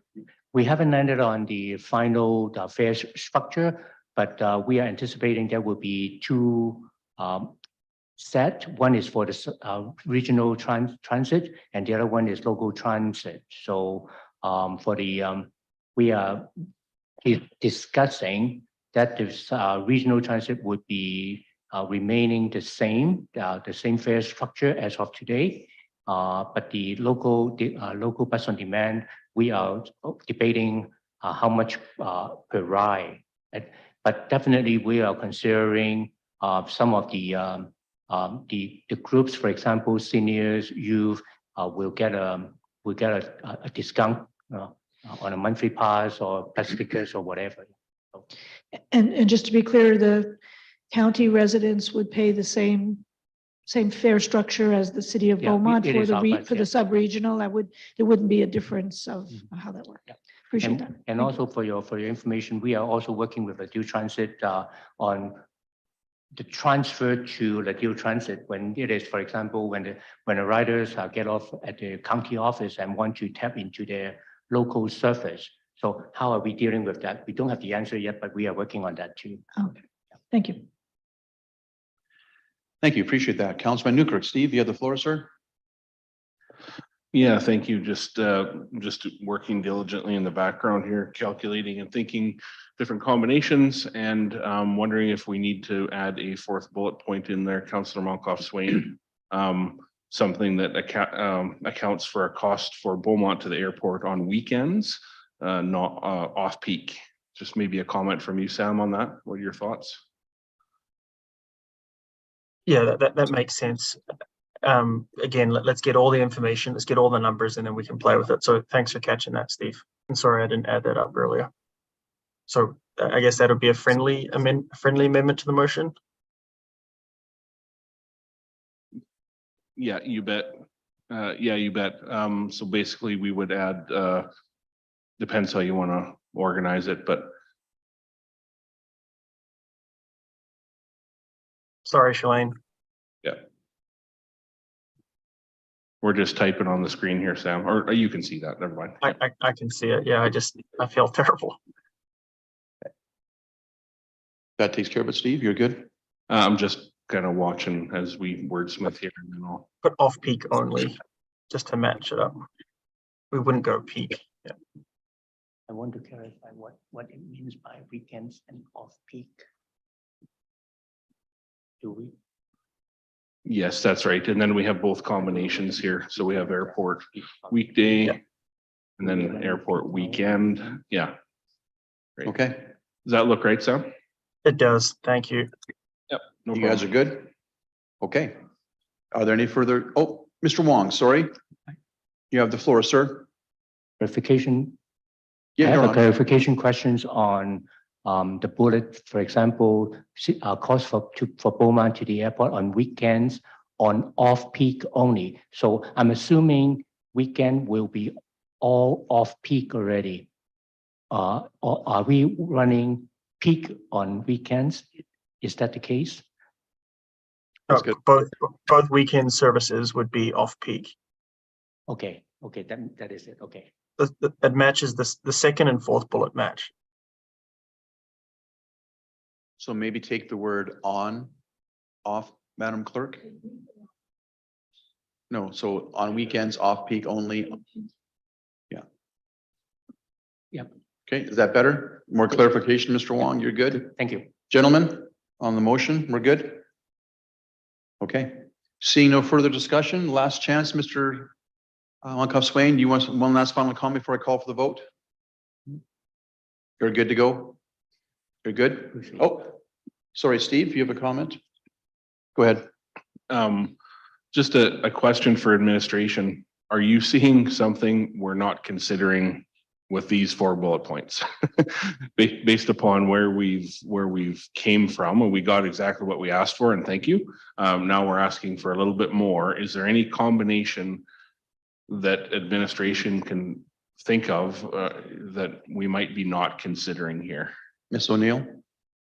Thank you for the question. Not necessarily in terms of combinations or permutations. It's more about the feasibility of operations with Leduc Transit and the timeline of November 2023. We've added quite a few things for them to explore. We will strive for that November date, but also understanding that the communications plan, the launch date, all those other items, January 1st date is looking less and less feasible as well. I think that's a fair point. Steve, you have the floor again, if you want to continue, go ahead. Yeah, no, and that's a very fair point. And, you know, administration is gonna do their best. And if you're coming up against time issues, just, you know, bring it back and let us know. Yeah, thank you. It's a fair point. I think most of the discussion this evening was looking at January 1 as being less and less feasible based on the changes. So I think council appreciates that candor, and I think council want to get it right as is administration. So that takes us past January 1. That may happen, but we'll get it right. And that's the important thing for everyone's perspective. So, oh, Mr. Wong, you have the floor, sir. Yeah, I believe the third bullet will be the same with the airport bullet. So basically cost for Beaumont to Millwoods on weekends off peak only. And probably remove the end there. Yeah, good. Is that what the motion is? I just want to ask council again. That's more clear, Steve. Sam, do you agree it's more clear? It's your motion drafted so far. Steve made the friendly. You guys are good? We're Okay. good. Okay, thank you, Mr. Wong, for clarifying that. Any more clarifying questions on the motion? Make sure we got it right, so we're good. Okay, seeing no further comments on the motion, with that, council, I'll ask you to vote on the motion before you. Councilor Monkoff Swain, how do you vote? I vote in favor and offer sincere apologies to Ms. Winter for all the hassle. Thank you. Thank you. Apology noted. And thank you, Madam Clerk, for all the extra work here. That carries unanimously, 5-0. Thank you, council. Thank you, Mr. Wong and the team for the report.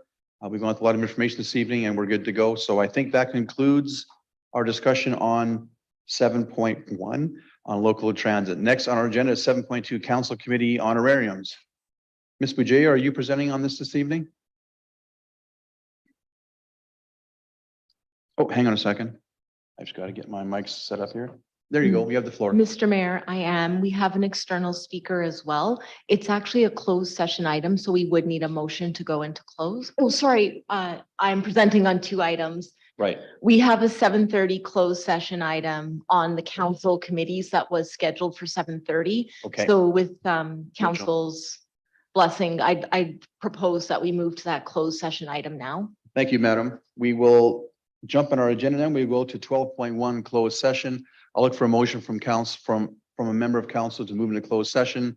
Councillor Barnhart, would you wish to make that motion when it's on the screen? I move that council move into closed session at 7:48 pursuant to the Freedom of Information and Protection of Privacy Act, sections 21, 23, 24, and 27. Thank you, councillor. Discussion on the motion. From council, seeing none. Council, I'll ask you to vote on the motion before you. Councilor McCoy-Swain, how do you vote? In favor. Thank you. That carries unanimously. We will now go into closed session.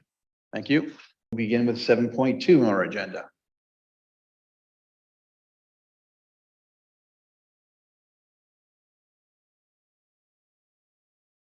Yeah. You want to sit right here? Oh, you won't? Okay, that's perfect. Fine. Great. Ms. Bujay, we are at 7.2, Council Committee Honorarium. Thank you very much, Mayor and Council. Good evening. I'm Sandy Bajaya, the Director of Legal and Legislative Services, and I'm here to present this report to you. As Council will recall, one of the tasks arising from the Council Boards and Committees review is looking at our current process for recognizing the public members who serve on the city's committees. More specifically, Council directed administration to consider the addition of an honorarium for public members and asked administration to bring forward options. Administration conducted analysis on honorarium and appreciation policies of comparable municipalities within the region, and we have a summary of that information in attachment 1. What the survey showed us is that 10 out of the 12 municipalities have an honorarium policy or some sort of appreciation event for their public members. Honorarium amounts range widely and may be dependent on a number of factors, such as the type of committee.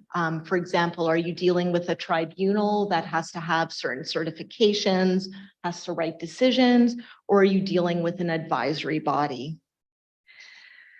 There are other forms of recognition, such as events or one-time gifts at the end of the term, but some of these options can be quite onerous to administer and not always as well appreciated by the public members themselves.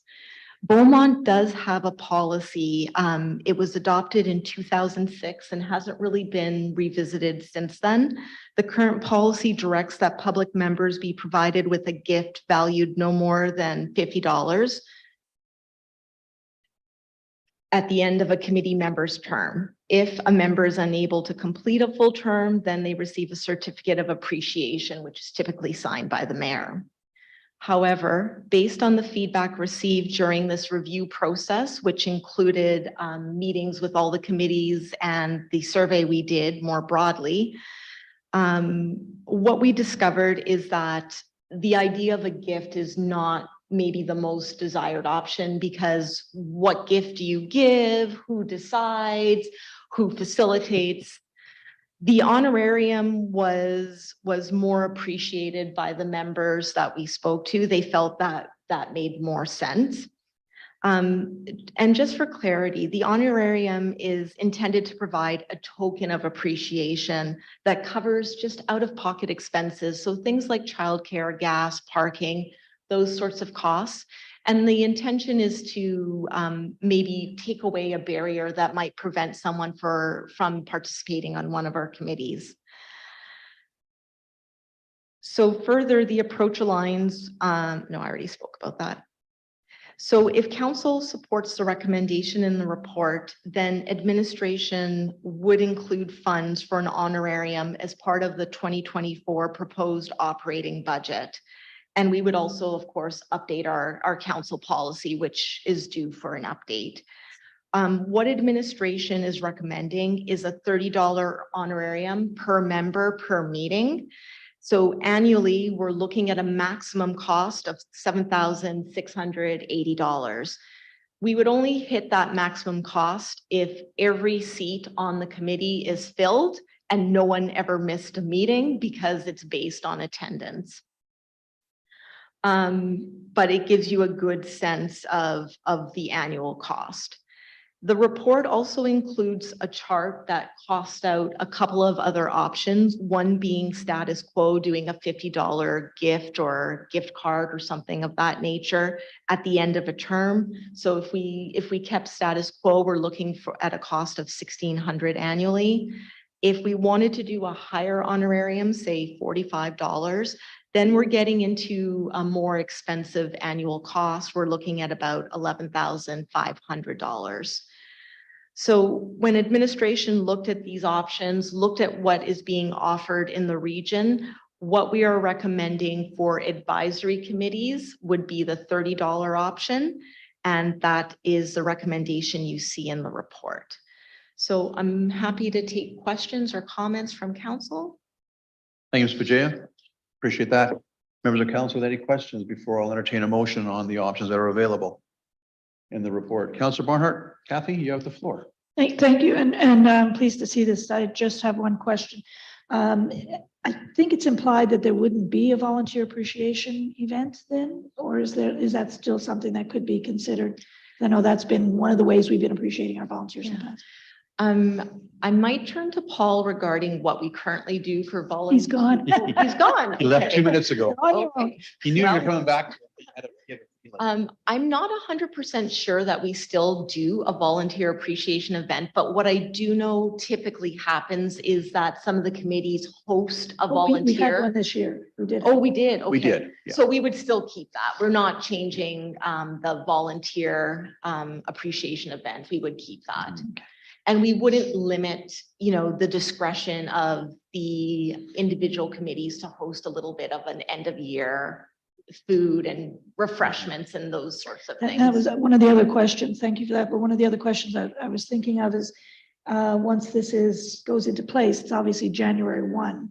There may be some leaving this year because of the changes in the committees and things like that. So I don't know how we deal with that, but I think the volunteer appreciation is one way to make sure this year we don't not appreciate them for what they've done. Yeah, so thank you, Councillor Barnhart, through the mayor to you. We wouldn't apply this retroactively because we don't actually have funds in the current budget for this cost. So this would be something that would start in January 2024. And we would have to update the policy and it would be effective for that year. Okay. Yeah. Thank you. Thank you. Councilman Newkirk. Steve, you have the floor, sir. Yeah, just a comment and then I would move a motion if we're to that point. Please do. One of the other things just to point out as well that I think has been a continual improvement with our committees has been the simple addition of good refreshments. We've got to the point where we're bringing some coffee or some pastries or something, and administration has really supported that well. And I think just even that token has been a good consistent improvement and something we look forward to because they've been fairly creative at times with just some simple refreshments, right? So that does also go a long way besides the the proposed. So that's my comment. And if there's you. nothing else, then I would look to move option 2, Mayor. Thank you, Councilman Newkirk. Madam Clerk, could be on the screen, please. I'll have Councilman Newkirk move the motion.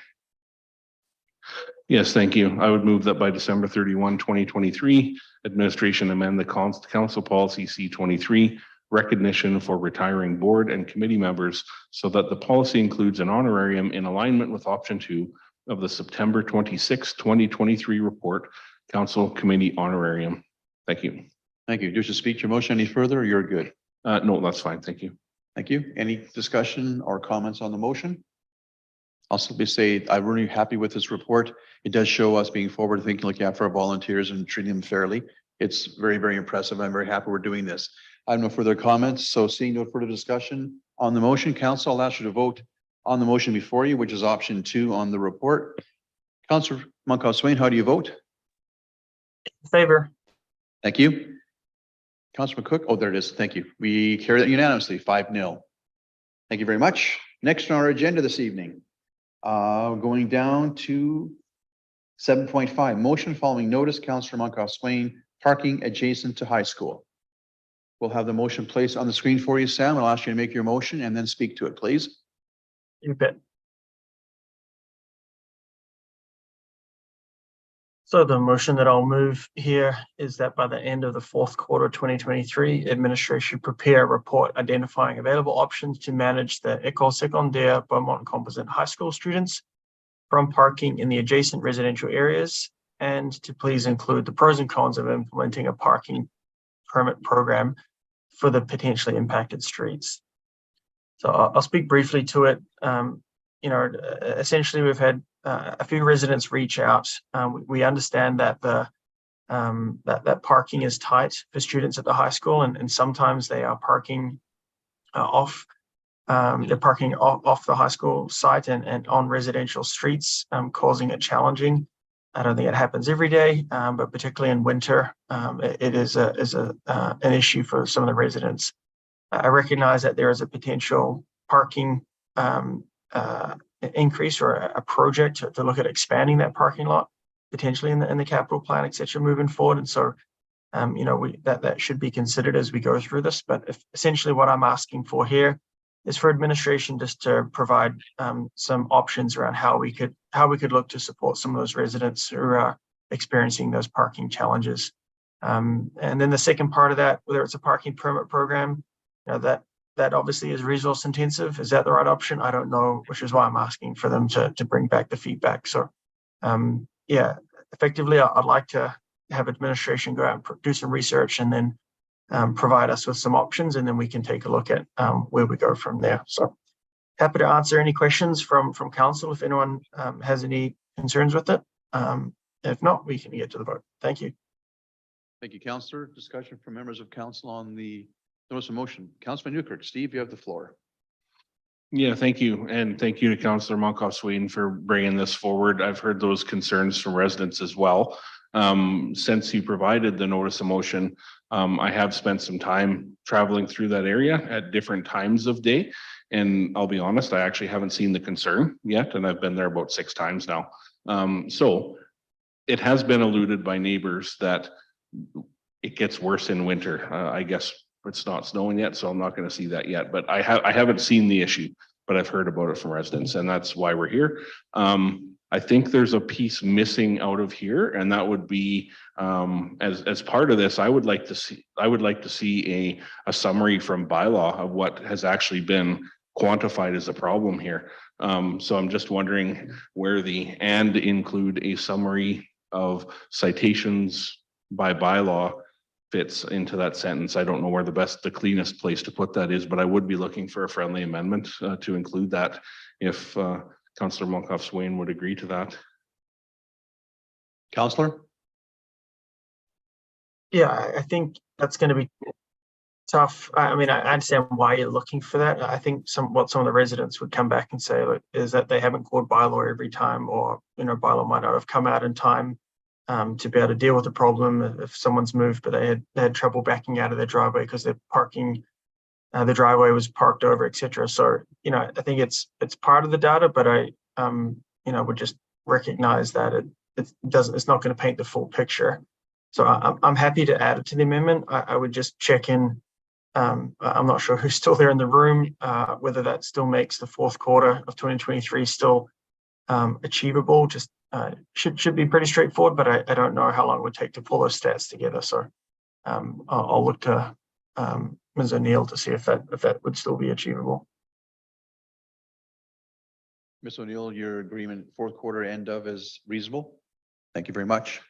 Do you wish to proceed with the friendly amendment, Steve? Yeah, Madam just Clerk, can you help? one question for administration on that before. Please. Yeah. Is administration aware, do we collect the data in such a way that we will be able to get the statistics specific to that street? Is there an address on each one that we're able to look to, or is our data tight enough to be able to do that? Yeah, when complaints Ms. are O'Neill? filed, sorry. No, Ms. O'Neill, yep. Through Go the ahead. mayor to Councillor Van Newkirk. Yes, we are aware of addresses when complaints are filed, Okay, but of course, not everything goes reported. That's right. And it's related to safety issues or bylaw. Yeah, and Councillor Makaswin, I 110% understand what you're saying is some of these concerns are, frustrated and then here we go again and I'm not reporting and I'm going to go have a coffee instead, right? Like I know that and I know that the bylaw numbers probably aren't going to reflect the level of concern that residents have, but I really do want to include that piece just to really drive home the fact that if there's a problem, please contact bylaw with those problems because we need to quantify the things we're trying to solve. You can't manage what you can't measure. So thank you. Thank you, Councillor. So is there going to be a friendly amendment coming forward from Madam Clerk? Yes, please. Okay, so while Madam Clerk is drafting that, I have a quick question.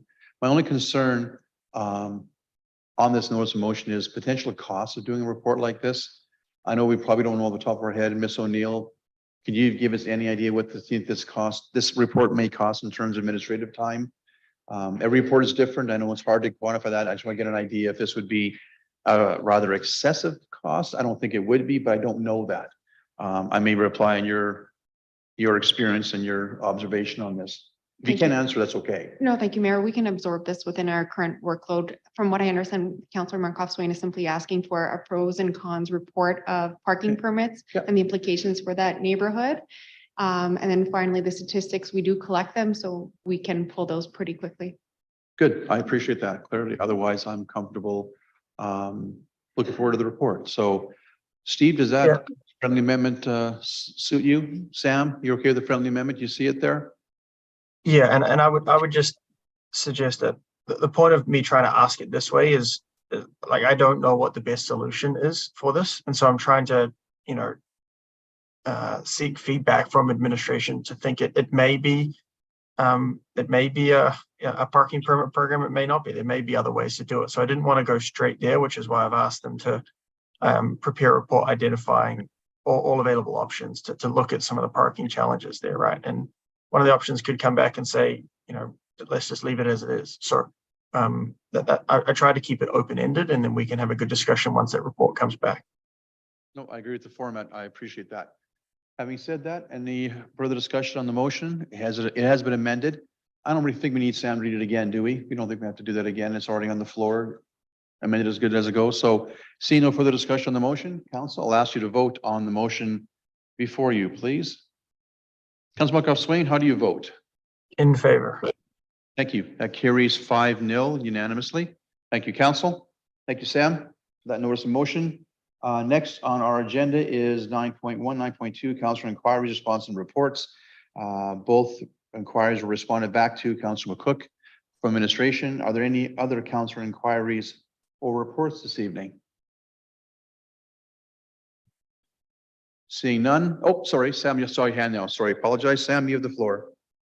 Yeah, I received information back, and I'm just curious around the process here. I can put it in an email as well, just regarding the community program sign up process. I received a report back today.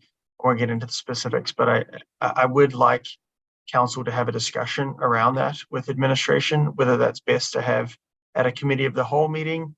I'd like to get your thoughts around that, and maybe not today, Mr. Mayor, but I just want to put that on the record that, I got the report back around it. However, I still think,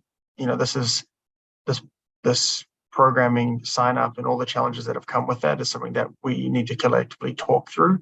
And I think committee of the whole discussion is the best for that, but I'll leave that to you. So not technically a council inquiry, but just a heads up on the process. I appreciate that. I think you're going the right direction. I would assume too, but I'll ask Madam Clerk to offer some advice on how best to proceed with your request. Madam Clerk. Thank you, Mayor. We can work with Councillor Munkoff-Swain offline with regards to that inquiry that he has. How best to get it to council? Mhm. No problem. You're okay with that, Sam? They'll reach out to you and we'll move it forward to that as best we can. You bet. Thank you. Appreciate that. Are there any further councillor inquiries or reports? Seeing none, thank you. I'll move on to CAO update. Ms. O'Neill, I think you're in tonight for the update as best you can. Thank you, Mayor. Good evening, council and members of the public. I have a few administrative updates to share on behalf of CAO Schwartz. Our Community and Social Development team hosted the first Community Equity, Diversity, and Inclusion Committee meeting on September 21st. We're pleased that 15 residents volunteered their time to sit on this committee and 9 attended that first meeting. Our Economic Development team will be celebrating Small Business Week, which is October 15th to the 21st. They'll be hosting a week-long scavenger hunt through 15 of our amazing local businesses. So we're excited to start that. The Economic Development team is also currently surveying residents to understand our community's economic potential. We really want to learn more about the types of goods and services that residents would like to see open and operating in our community. And in addition, we want to better understand how residents are spending their money inside and outside of the city. That survey is available on our online channels and closes on September 28th. Over on the infrastructure side of things, roadway rehabilitation on Range Road 241 and Township Road 510 will commence next week, and we're hoping for completion later in October. The pedestrian crosswalk on 50th Street near the Home Hardware will be upgraded in fall 2023 to promote a safer crossing for pedestrians. Council will receive additional details on this project in early October. An update from Legal and Legislative Services. The last day to withdraw candidate nominations for the by-election was today at noon. The city's public webpage will be updated with the official candidate list. Exciting. The Alcohol at Four Seasons Park pilot project concludes on September 30th. Administration will be conducting a public survey on the pilot, and a summary of the pilot project is anticipated to come to council in the first quarter of next year. That's it, short and sweet. Thank you, Ms. Neal. Appreciate that. Would you Thank do me you. a favor? The last point before legislative services, you mentioned a crosswalk. Could you hit that point again, please? Sure, we're looking into upgrading that crosswalk on 50th Street, where the Home Hardware is, right across from City Hall. Right. And we'll bring that report to council in October.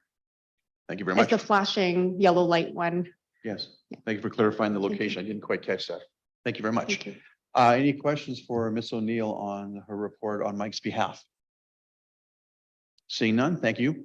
Next on our agenda is notices of motion. Are there any NOMs from members of council this evening? Councilor Newkirk, Steve, you have the floor. Yes, Mayor. I'd like to bring a notice of motion, please. At the October 30th, 2023 council meeting, I will move that the funding to become a municipal partner of the North Saskatchewan Watershed Alliance be included as part of the 2024 budget deliberations. Thank you. Thank you, Councilor. Are there any further NOMs for this evening? Seeing none, I have a couple of closing comments before we wrap up this evening. Over the next 3 days, members of council will be attending. Oh, Madam Clerk, did I miss something? Thank you, Mayor. We still have one more item of the regional updates in closed session. Oh. All right, then. We move into closed session then to accommodate our last closed session item, regional initiatives update. As a member of council, willing to move to closed session, please. Thanks for catching that because I didn't turn my page. I thought we were done. I'll move that council move into closed session at 8:51 PM pursuant to the Freedom of Information Protection of Privacy Act, Section 21 and 24. Discussion on the motion?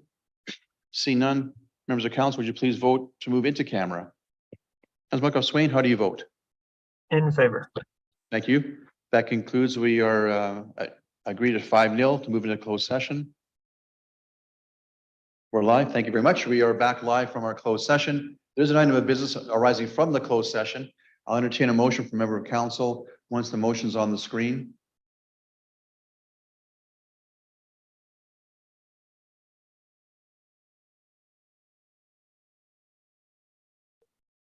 No problem, Madam Clerk.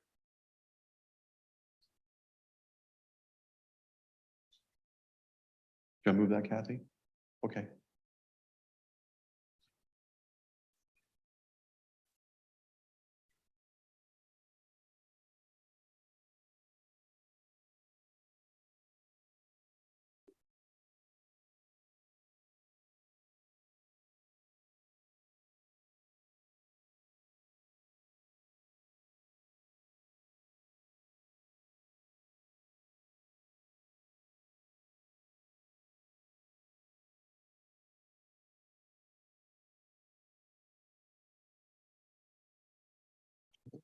You cold? Oh, I'm comfortable, so you must be cold. I just got a polar bear layer. It's the north side's chilly.